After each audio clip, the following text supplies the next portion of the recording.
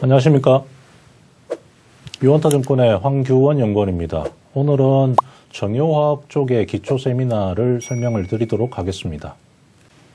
설명드린 내용은 정유화학 산업의 기본적인 구조와 그리고 특징이라고 이야기할 수 있는 산업 사이클, 그리고 최근에 도전적인 이슈가 있습니다. 이런 도전적 이슈가 어떻게 형성이 되어 있는지 부분을 조금 살펴보도록 하겠습니다. 먼저 들어가기 전에 그 화학 정유 제품들이 사실 우리 실생활에는 크게 밀접한 형태로 형성이 되어 있지 않다 보니까 좀 익숙하지 않은 면들이 많이 있습니다. 어렵게 생각하지 마시고 차근차근 좀 꼭 필요한 내용들 위주로만 체크를 하시면 아마 투자하시는 데 도움이 되지 않겠나 싶습니다. 기초 세미나의 순서는 이런 순서로 진행하려고 합니다. 첫 번째로 그 정유 석유화학, 특히 오일 산업이라고 그럽니다만 에너지 산업 전체 구성이 어떻게 되어 있는지, 그리고 각 산업의 플로우가 어떻게 되어 있는지 한번 먼저 살펴보도록 하겠습니다. 세션 1에서 설명을 드리고요. 2부에 들어가서는 이 산업들의 가장 기본적인 특징이라고 하는 사이클에 대한 내용을 한번 살펴보도록 하겠습니다. 그리고 코로나 사태 이후에 어떤 그 산업의 변화가 발생이 되고 있는지에 대한 업황을 간략하게 추론해 보겠습니다. 마지막으로 친환경이라고 하는 아주 중요한 이슈가 반영이 되고 있습니다만, 이 친환경 이슈가 정유와 석유화학 산업에는 도대체 어떤 영향을 미치고 있는지 부분을 2부에서 살펴보고 마무리를 하도록 하겠습니다. 이제 본론을 들어가도록 하겠습니다. 이번 차트에서는 정유 산업, 특히 그 오일 산업이라고 하는 부분이 글로벌 전체 시장에서 도대체 어떤 위치에 있는지를 살펴보는 표가 되어집니다. 전 세계적인 GDP 규모는 약 10.5경 원 정도가 되어지는 걸로 추산이 되어집니다. 이 10.5경 원 중에서 우리가 에너지 산업이라고 이야기하는 부분이 약 7,600조 원, 규모로 보면, 비중으로 보면 약 8% 정도를 차지를 하고 있습니다. 그 중에 에너지 소스별로 나눠서 보면 원유가 32%, 석탄이 27%, 천연가스가 22% 정도를 차지를 하고 있습니다. 이 부분이 앞으로 10년 동안 어떻게 변할 것인지를 간략하게 한번 살펴보면 에너지 시장 자체에서 구성 비율이 조금 달라질 것 같습니다. 원유는 좀 줄어들게끔 되고요. 특히 석탄 사이즈가 많이 축소될 것으로 보여집니다. 그 자리를 천연가스와 신재생에너지가 담당하게끔 되어집니다. 여기 이 중에서 오일 인더스트리라고 하는 부분은 전체 시장의 7,600조 원 중에서 약 2,400조 원을 담당하고 있는 시장이 원유와 관련되어 있는 산업이다, 이렇게 보시면 될 것 같습니다. 전 세계 시장 GDP 규모 중에서 대략적으로 2에서 3% 정도를 차지하고 있는 오일 산업은 그러면 어떻게 구성이 되어져 있는지 부분을 좀 더 살펴보도록 하겠습니다. 또 원유 인더스트리라고 하는 산업은 도대체 어떻게 구조가 형성이 되어 있는지를 간략하게 소개해 드리겠습니다. 보시는 것처럼 원유는 맨 먼저 유전에서 원유를 채취하게끔 됩니다. 이 채취하는 산업을 우리가 E&P라고 하는 산업으로 표현이 되어집니다. 채출되는 원유는 선박으로 운송이 되면서 일종의 그 원유 저장 탱크에 저장하게끔 됩니다. 이 부분은 수송 산업에서 담당하게끔 됩니다. 원유가 저장되어 있는 소스를 가지고 우리가 실생활에 필요로 하는 휘발유 등을 생산하는 공정, 이게 정제 과정을 거치게끔 됩니다. 이 부분을 정유산업이라고 표현합니다. 그리고 이 중에서 일부 나왔던 나프타라는 제품을 가지고 실생활에 필요로 한 고체 플라스틱을 만드는 과정을 석유화학 산업으로 표현이 되어집니다. 그래서 크게 오일 산업은 4개로 구성이 되어져 있습니다. 첫 번째가 원유를 생산하는 E&P 산업, 그리고 이를 수송하는 수송산업, 그리고 석유 제품을 생산하는 정제산업, 그리고 플라스틱을 생산하는 석유화학 산업으로 나눠져 있습니다. 이 중에서 그 정유 석유화학 업종에서 담당하는 부분은 3개 산업을 주로 담당을 하고 있습니다. 수송을 제외한 나머지 사업 부분을 담당을 하고 있다, 이렇게 이해하시면 될 것 같습니다. 각 산업별로 어떤 플로우가 형성이 되어져 있고 어떻게 수익 추정을 하는지에 대해서 간략하게 또 살펴보도록 하겠습니다. 원유 E&P 시장에 대한 내용을 한번 간략하게 살펴보겠습니다. E&P라고 하면 원유를 탐색을 해서 생산을 하는 공정까지를 의미합니다. 여기서 여러분들이 좀 알고 계셔야 될 용어가 크게 2가지가 있습니다. 하나는 탐사라고 하는 부분과 생산이라고 하는 부분, 이 부분을 줄여가지고 exploration이라고 하는 영어의 축약으로 E라고 표현하고요. 원유를 생산한다고 해서 P라고 표현합니다. 이 두 개를 합쳐서 ENP라고 하는 산업으로 표현이 되어집니다. 먼저 탐사 부분은 땅속에 묻혀져 있는 또는 보관되어져 있는 원유를 어떻게 찾아낼 것인지에 대한 부분이 되어집니다. 주로 사용하는 건 지진파를 사용합니다.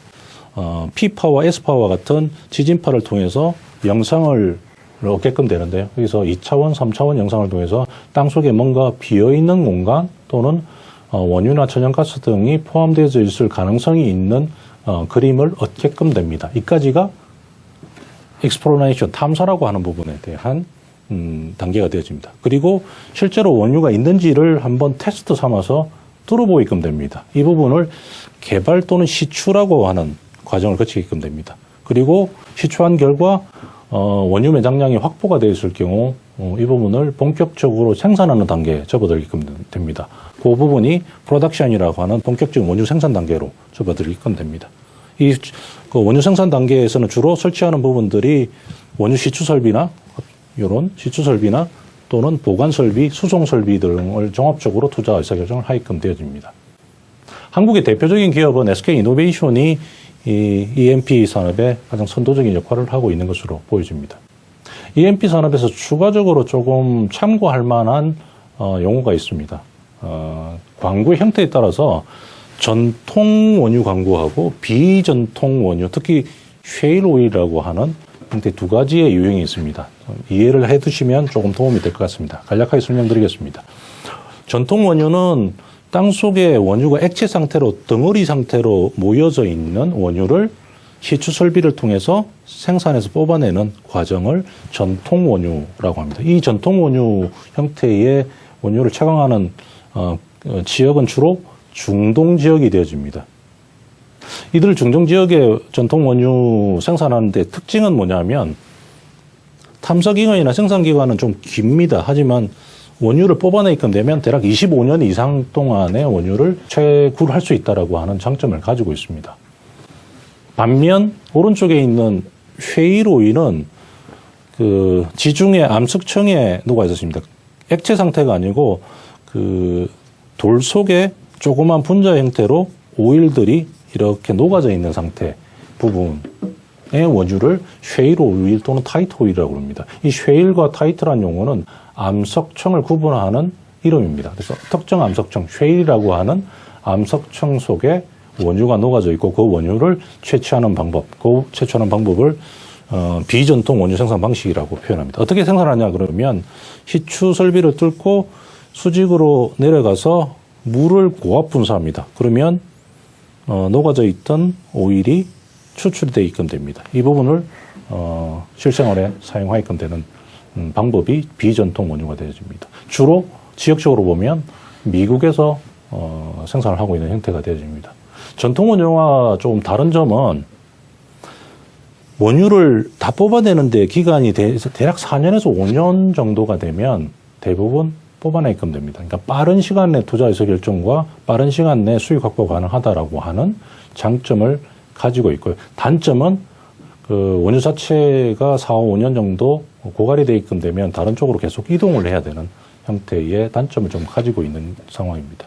ENP의 가장 기본적인 산업의 특징을 말씀을 드렸습니다. 이 ENP 업체들은 도대체 수익을 어떻게 만들어내는지 부분을 한번 살펴보도록 하겠습니다. ENP 수익 구조는 아주 간단하게 됩니다. 먼저 시추 설비 또는 생산 설비에서 원유를 뽑아냅니다. 대표적으로 원유의 종류에 따라서 나눠놨습니다만 라이트 원유가 가장 기본적인 원유가 되어집니다. 그 이상 있는 부분은 깨끗한 원유, 그리고 그 밑으로 되어 있는 건 아주 좀 지저분한 원유라고 이렇게 보시면 될 것 같습니다. 이 원유를 뽑아내게끔 되면 좀 특이하게도 이 생산된 원유의 일정 부분을 각 국가의 정부나 지방정부의 로열티 형태로 납품을 해야 됩니다. 나눠줘야 됩니다. 나눠줘야 될 비율이 20에서 많게는 80% 정도로 국가들마다 참 차이가 있습니다. 그리고 그 생산물 분배를 마친 로열티를 지불한 나머지 부분을 가지고 국제유가 오일 프라이스로 판매를 하게끔 됩니다. 이 오일 프로젝트를 판매했던 수익으로 비용을 차감하게끔 되면 이익이 발생이 되는데 이 이익을 지분율에 따라서 쉐어링하는 형태의 구조이 이루어져 있습니다. 그래서 EMP 생산업체의 수익 구조는 다소 심플합니다만 조금 생경한 용어가 로열티라고 하는 용어가 들어가 있습니다. EMP 회사들의 수익을 결정하는 핵심 변수는 세 가지입니다.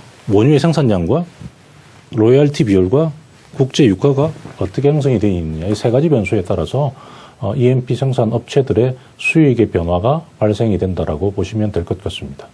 다음은 이 EMP를 통해서 생산된 원유를 석유 정제 과정으로 어떻게 바꾸는지 정유 산업에 대해서 설명을 드리도록 하겠습니다. 정유 산업은 생산된 원유를 통해서 우리 실생활에 쓰이는 주로 휘발유라든지 디젤이라든지 이런 액체형 연료 제품을 생산하는 과정이라고 보시면 될 것 같습니다. 이 정유업체에서 여러분이 꼭 기억해 두셔야 될 두 가지 용어가 있습니다. 하나는 상압정제라는 부분과 고도화 설비라고 하는 두 가지 용어는 좀 이해해 둘 필요가 있을 것 같습니다. 상압정제 과정은 이렇게 됩니다. 원유를 맨 처음에 도입을 해와서 단순하게 히팅을 하게끔 됩니다. 원유는 투입이 되면서 열을 가게끔 되는데 열을 가게끔 되면 끓는 점이 낮은 것부터 시작해서 기체가 되어지면서 분리해서 뽑아내게끔 됩니다. 그 과정의 설비를 상압정제 과정 또는 상압정제 설비라고 표현합니다. 주로 나오는 제품들은 휘발유, 등경유가 주로 많이 생산이 되어집니다. 문제가 발생이 되어지는 것은 여기 있습니다. 이 상압정제에서 벙커시라고 하는 좀 찌꺼기 같은 원유가 생산이 되어집니다. 그 생산 비중이 최소 38%에서 많게는 70% 이상 정도까지 이 벙커시라고 하는 찌꺼기 원유가 발생이 됩니다. 이 벙커시 가격은 원유 가격보다 대략 10에서 많게는 20% 정도 쌉니다. 결국 벙커시 생산 비중이 높을수록 이 상태로 시장에 판매하게 되면 정유회사들은 모두 적자가 발생이 됩니다. 이 적자를 커버하기 위한 방법으로 이 벙커시를 다시 휘발유 등경유로 바꾸는 과정을 거치게끔 됩니다. 그게 고도화 설비 또는 고도화 과정이라고 표현이 되어집니다. 주로 세 가지 형태가 있습니다. 촉매를 집어넣든지 백금이 되어집니다. 요새 많이 이야기되는 수소를 가지고 다시 등경유를 뽑아내는 방법이 있습니다. 그리고 코킹 설비라고 열을 1500도까지 이상 가열하면서 벙커시의 분자를 좀 깨는, 그래서 실생활에 필요한 휘발유 등경유를 생산하는 형태의 설비들이 있습니다. 이 고도화 설비 과정을 갖추게끔 되면 우리가 실생활에 사용되는 LPG나 휘발유나 그리고 항공유라든지 이런 부분들을 사용하게끔 되고요. 그 중에 나프타라는 제품이 생산이 되는데 이 나프타라는 제품은 연료는 사용되지 않습니다만 석유화학의 핵심 원료로 사용이 되어지는 그 제품이다, 이렇게 이해하시면 될 것 같습니다. 구체적으로 이 정유 산업의 국내 대표적인 업체는 4군데가 있습니다. 지역별로 보면 울산 지역에서 SK이노베이션과 S오일이 포진이 되어져 있고요. 여수 지역에 GS칼텍스, 그리고 대산 지역에 현대오일뱅크, 이 4개 회사가 국내 정유회사, 정유산업을 이끌고 있는 상황이 되어집니다. 이들 정유회사들의 수익은 어떻게 결정이 되는지 부분을 한번 살펴보겠습니다. 먼저 정유 제품을 생산하게끔 되면 최종 제품으로 휘발유, 등경유, 나프타, 연료유 이런 것들이 생산이 되어집니다. 이 생산된 원료를 가지고 일정의 조금 비축해 두는 설비가 있습니다. 이게 전략 비축유라고 해서 혹시 해당 국가 또는 특정 국가에 전쟁이라든지 불가피한 상황이 발생이 돼서 연료 공급이 생산이 되지 않을 때를 대비해서 미리 일정 비율만큼은 저장 탱크에 보관하게끔 의무화하고 있습니다. 한국 같은 경우에는 내수 소비량의 약 45일치분을 전략 비축유 형태로 해서 저장을 의무화하고 있습니다. 생산됐던 제품에서 전략 비축유를 제외한 나머지 부분을 판매하게끔 되는데 그 판매했을 때 얻는 이익이 정제 마진이라고 하는 형태로 얻게끔 되어집니다. 그래서 정유업체의 전반적인 실적은 전략 비축유를 제외한 생산량과 그리고 정제 마진이라고 하는 리파이닝 마진이라고 하는 두 개의 곱으로서 수익이 결정이 된다, 이렇게 보시면 될 것 같습니다. 여기서 하나 기억해 두셔야 될 게 정유업체의 실적은 결국 정제 마진의 중요성이 굉장히 높게 형성이 된다는 부분입니다. 여기서 상식선에서 알고 계시면 정제 마진에 대한 이야기들은 각종 보고서나 언론 또는 투자에 관심이 있으신 분들은 항상 적파입금 됩니다. 근데 그 숫자가 조금 어느 정도 눈높이를 우리가 가져가야 될지 그 기준을 말씀을 드리겠습니다. 약 4불 정도, 1배럴당 기준입니다. 4불 정도의 정제 마진이 형성이 됐다라고 하면 증유회사들이 정확하게 손익분기점이라고 하는 이익도 손해도 없는 상황이 된다라고 보시면 될 것 같고요. 그 이상이라고 그러면은 4불대 이상이라고 그러면은 초과 부분만큼 이익이 발생이 된다라고 보시면 될 것 같습니다. 2019년, 2020년, 2021년 상반기까지 정제 마진은 1불대에 머물러 있습니다. 기준이 되는 4불대보다 훨씬 낮은 형태의 수준이라서 지금은 적자 상황에 놓여져 있다. 이렇게 판단을 할 수가 있습니다. 정유업체의 수익 구조 부분에 대해서 간략하게 설명을 드렸습니다만 결국 정유업체의 수익을 결정하는 것 중에 제일 중요한 건 정제 마진과 해당 제품의 생산 물량 자체가 어떻게 되느냐가 중요한 변수가 된다라고 기억해 두시면 될 것 같습니다. 세 번째로 정유 제품 중에서 나프타라고 하는 제품을 가지고 우리 세일증원에 필요로 한 석유화학 제품, 또 플라스틱을 만드는 산업을 석유화학 산업이라고 표현합니다. 다음은 석유화학 산업이 어떻게 구성되어 있는지를 한번 살펴보도록 하겠습니다. 석유화학 산업에서 먼저 좀 이해하셔야 될 두 가지 용어가 있습니다. 하나는 업스트림과 다운스트림이라고 하는 용어를 조금 이해할 필요가 있을 것 같습니다. 먼저 석유화학 개통 상황을 살펴보면 원료로 원유에서 나오는 나프타를 가지고 액체 제품을 만들어내게끔 됩니다. 액체 제품이라고 하면 대표적인 석화 제품이 에틸렌이라고 하는 제품이 되어집니다. 이 에틸렌이라고 하는 석유화학 제품, 고압 상태에서 액체가 되어집니다. 이 에틸렌이라고 하는 제품을 만들어내는 설비를 업스트림 설비 또는 크래커라고 하는 용어를 사용합니다. 크래커 또는 업스트림에서 에틸렌이라고 하는 액체 제품을 생산하게끔 되고요. 이 액체 제품을 주로 생산하는 국내 업체들은 롯데케미칼, 대한유와 LG화학 이런 회사들이 가장 대표적인 NCC 크래커 또는 업스트림 업체라고 지칭을 합니다. 이 액체 제품을 가지고 우리 실생활에 사용할 수는 없습니다. 플라스틱 형태의 고체로 만들기 위한 공정을 거치게끔 되는데 그 공정이 다운스트립 산업이라고 표현합니다. 다운스트립 산업에서는 에틸렌이나 이런 기초 제품을 적정한 온도와 촉매를 집어넣어서 고체화시키는 과정을 거칩니다. 그 과정을 중합이라고 하는 용어를 사용합니다. 어릴 적에 혹시 설탕을 녹여서 베이킹 파우더를 집어넣어서 과자를 만들어 먹었던 기억이 혹시 가지고 계신 분들이 있을 수 있습니다. 그 과정이 그 에틸렌에서 플라스틱을 만들어내는 공정과 아주 유사한 공정이 되어집니다. 설탕에 해당되는 것이 기초유분, 에틸렌과 같은 제품, 그리고 베이킹 파우더와 같은 것이 촉매라고 보시면 될 것 같고요. 그걸 그냥 두는 게 아니고 이렇게 회전을 시켜서 다른 형태의 고체로 만들어내는 과정을 거치게끔 됩니다. 마찬가지로 그 다운스트림 제품은 플라스틱을 만들어낼 때 좀 전에 말씀드렸던 적정한 온도, 대략 한 70에서 80도 온도에서 촉매를 가해서 중압 과정을 거쳐서 고체를 뽑아냅니다. 근데 여기서 뽑아내는 플라스틱이 사용되는 사용처에 대해서 대략 한 5가지 정도로 나눠집니다. 포장재, 그리고 IT용 소재로 들어가는 제품, 자동차, 의류, 그리고 건축 소재에 들어가는 제품들 형태로 만들어지게끔 됩니다. 이들 만드는 회사들이 국내에 좀 나눠져 있습니다.